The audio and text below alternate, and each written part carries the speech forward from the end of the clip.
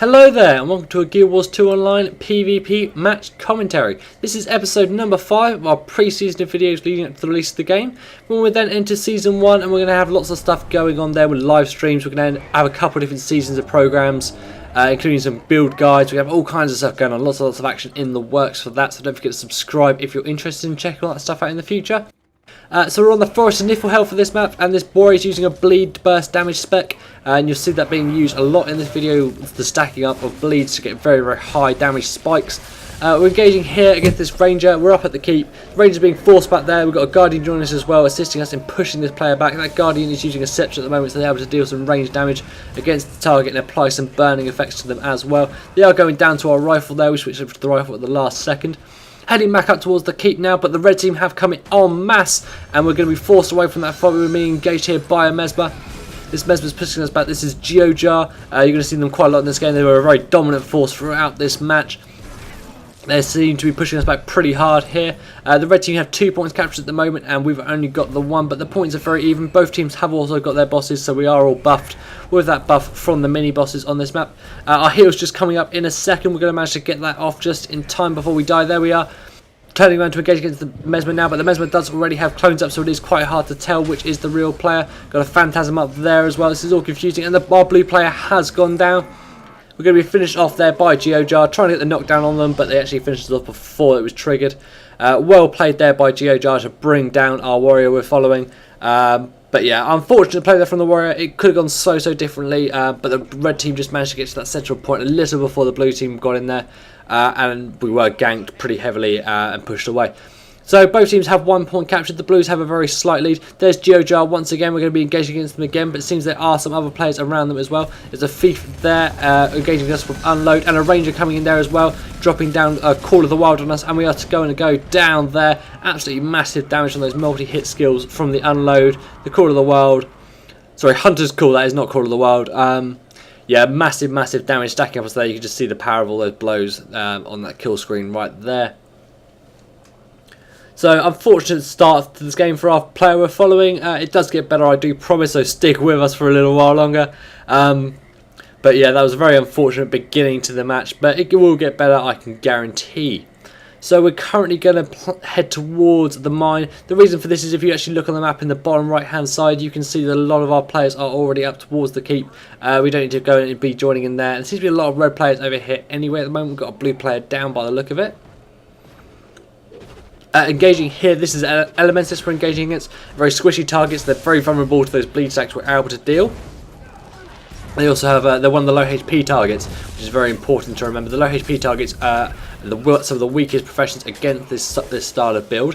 It also works fantastically well against Guardians, which are a low HP class. Either they have heavy armor, it doesn't affect you when you're actually using the condition builds, so it's easy to get through that heavy armor using conditions. That's something to bear in mind. Trying to head down towards the central point, but that's a Thief jumping out of stealth. They're hitting us with a backstab by the look of it, and we're going to be finished off. Trying to knock them down there, just ending our life for a little bit, just keep them out of the main fight that's going on behind us, but they're going to finish us off before we can vengeance. Well played there. Yeah, we've got the heart strike there. Very powerful Thief skill on a low HP target like we were at the time, and it's able to deal some crazy damage. You can also, if you're interested in the Thief, we've got plenty of Thief videos on this channel and more coming soon, so check those out. Lots of gameplay there involving the Heartseeker skill, and you can see how to use it very effectively. So we're coming out now, we're heading towards the Henge. Henge seems to be only our players on it, but the red team do have 2 points captured at the moment. The Blues are at a slight disadvantage. They're only about 20 points behind, 30 points behind, sorry. That's not a massive difference, but we're going to have to see how well the red team can extend that lead. Opening up there with an Unload against that Ranger, trying to push them into the main fight. We've got a Guardian down there tanking the damage, so we're able to just sit up here from range and try and snipe and deal some serious damage. Coming in now, we're going to engage against the Ranger, try and bring them down. The bleed damage did bring them down anyway. Opening up there with our elite skill wasn't really needed, but we will stack up those bleeds, which should be enough to deal some damage to finish them off, even though we are being pushed back there and cancelling our channeling skill. But the Guardian does have a very strong control over that Mesmer that they're fighting at the moment, been joined by a second Guardian at the central point, so there's not much chance of that Mesmer being able to finish them off. That Ranger does still seem to be alive, doesn't want to go down, but we'll just stack up some bleeds on them and just leave that to finish them off.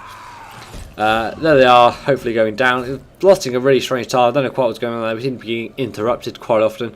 So we're heading down here towards the back of the map. This is the chieftain, this is the blue team spawn. The mini bosses on this map kind of confuse me. They seem to be very, very imbalanced. The chieftain seems to be a lot harder to kill than Safania. You can see it there just doing some massive damage. Admittedly, this build is not designed for this at all. It's not made for killing the mini bosses, soloing them at least. It could probably do it, but it's definitely not part of the design of this setup.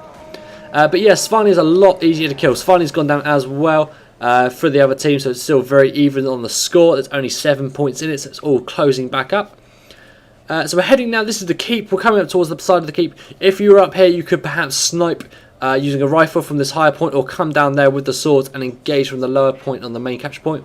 It's quite interesting when they set the map up there. You can sit at the top and just deal damage from range and be nice and safe, but you can't actually start capturing the point unless you commit and come down. Jumping in here, opening up our burst skill there, dealing some seriously high damage, but we are going to be pushed away. There's way too many players there for us to engage with this build. It's not tanky enough to handle that. This is a ranger here fighting against Safania for the red team. This will put the red team at quite a distinct advantage if they manage to finish it off before our blue player can interrupt them and stop them from getting it. We seem to be just kiting that ranger around at the moment. The rangers are sort of running away from us. We're not able to get much control. And we're being knocked back there into Safania. Safania aggroed on us because we come into close range, bringing us down. Well played there from that ranger. Use of that knockback to fire us into the actual boss itself. Very well played there from the red team. That ranger made a very nice move there. It's an interesting tactic, and definitely something I'll bear in mind for future games. So the score-wise at the moment, the red team getting that Safania kill has put them quite a bit in the lead. They're now 35 points in the lead, which is quite a distinct advantage. 1 point captures to both teams, but the blue team's keep has just been neutralised, but it looks like they're going to capture the henge, so it's going to remain 1 point captured to both teams. Going to head towards the middle of the map. This gives us more mobility and more options for where to choose to go to. We've got a Necromancer here, Alamas Prite, engaging there with the rifle first of all, just trying to keep a bit of range on them. Looks like they're using an axe at the moment, axe and warhorn by the look of it. That's a very powerful crit based weapon spec for the Necromancer. More so than conditions, it's more about setting up high damage crits and stuff like that, and multi-hit attacks, which you can see hitting us there. Those claws that are flying around on the screen. So we're going to looks like we're doing quite a bit of damage to this Necromancer. Now the Necromancer should be able to remove these conditions, but it doesn't seem to be. They should actually be very effective at removing conditions and actually transferring them to this player. It's quite dangerous using a bleed burst spec like this against a Necro, as they can take conditions on themselves and from nearby targets and then put them onto a single target. So if you had stacked up 25 stacks of bleeds on Necromancer and they switched that around and put it on you, it would not end well. So this is the central point now of the keep. We've got Geojar here, down here, who was the Mesmer from the red team, who's now just been defeated. We've got a Warrior down here as well. He's now going to be ganked pretty heavily, stacking a massive pile of bleeds on there. Got up to 23 stacks. You can see that's seriously high damage there. Got a Ranger up on the top, switching over to a rifle just to deal some damage to him. Maybe try and push him back a little bit. Maybe try and pop a kill shot off if we get the chance. Just dealing general damage there, applying some conditions, getting him a bit vulnerable. We're not really being able to do much to him. The rifle for the Warrior is not massively high power damage. He did manage to also dodge our kill shot then, which is our most powerful damage skill on this. The build for this uses a sigil that gives a 100% crit chance when you swap to the rifle. The reason for this was if you swapped the rifle on if you had a target fleeing from you and you needed to finish them off, you could swap the rifle and pop off a kill shot to do some pretty solid damage. Popping our elite skill here on Geojar, he managed to interrupt us though before we got it all off using a Chaos Storm there, which gave us a fear effect, so that pushed us away. The Geojar played very well there to get that off just in time. Listen, the blue team have come to support us now though, and we are going to have a good control of this area, trying to box the red team in and just deny them this area that they're trying to get through. And just box them down.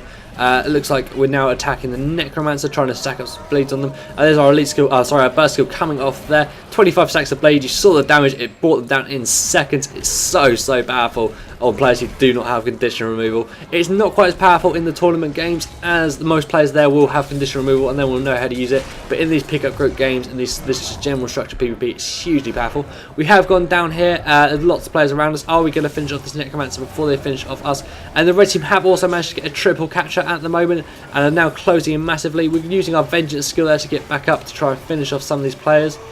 There goes the Necromancer, managed to finish them off, popping off our heal, turning around. We've got a Mesmer down here as well, going to turn around and try and finish them off. 2 kills. It was definitely worth getting back on our feet using that vengeance skill. Unfortunately, we do not have the trait for the vengeance skill, which allows us to rally if we get a kill while in the down state, but either way, that was still very well played and definitely worth getting back up to do that.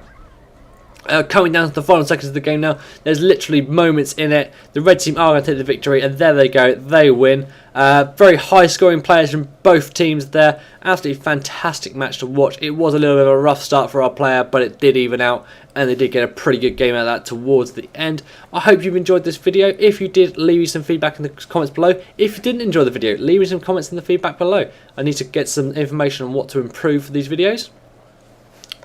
Also, if you've got some PvP matches you'd like to see commentated on, I'll be really willing to do some more from different professions and stuff like that. So if you've got some matches, get in contact with me. If you're part of a PvP team perhaps, or a PvP guild, and you'd like to have matches spectated and streamed and stuff like that after the release of the game, that'd be really cool. So get in contact with me for that.